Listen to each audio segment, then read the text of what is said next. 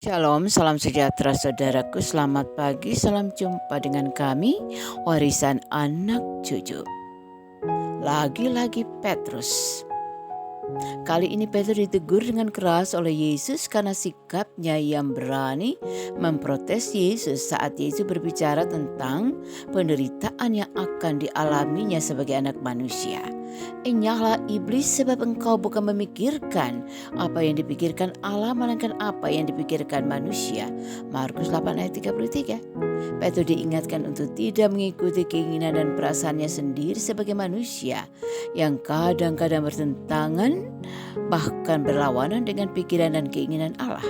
Tetapi hendaklah Petrus taat dan tunduk bahkan takluk pada kehendak Allah. Mengapa? Karena kehendak Allah pasti baik.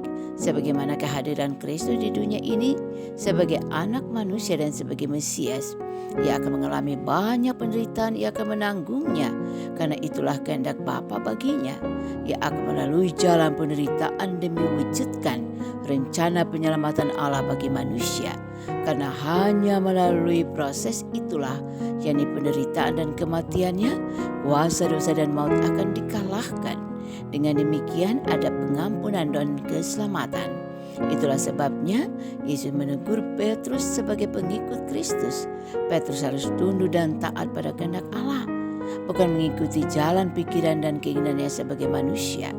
Sebenarnya ingin ditegaskan Yesus di sini, pola hidup dari mereka yang akan mengikuti Dia tidak lagi berpusat pada diri sendiri dengan segala keinginannya atau kehendaknya, tetapi harus berpusat pada Allah dan kehendaknya. Yesus ingin mengingatkan mereka bahwa mengikutinya bukan satu hal yang mudah. Bahkan dengan tegas, setiap orang yang mau mengikutinya harus menyangkal dirinya, menyangkal segala keakuannya, harus dapat mengalahkan dan mengalihkan pusat kehidupan dari dirinya kepada Allah. Ia harus dapat berkata seperti Yesus, "Jadilah kehendakmu, bukan kehendakku."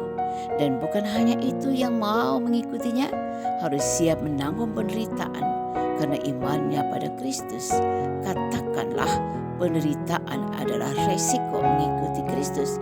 Seperti Yesus katakan, jika dunia membenci kamu, ingatlah bahwa Ia telah lebih dahulu membenci aku.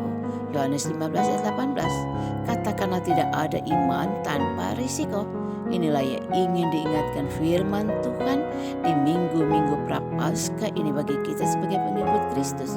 Bahkan Paulus dengan tegas katakan apa? Sebab kepada kamu dikaruniakan bukan saja untuk percaya kepada Kristus, melainkan juga untuk menderita untuk Dia. Filipi 1 ayat 9. Tuhan Yesus memberkati. Kita berdoa. Tuhan Yesus, bentuklah aku menjadi pengikut-Mu yang setia, taat dan patuh pada kehendak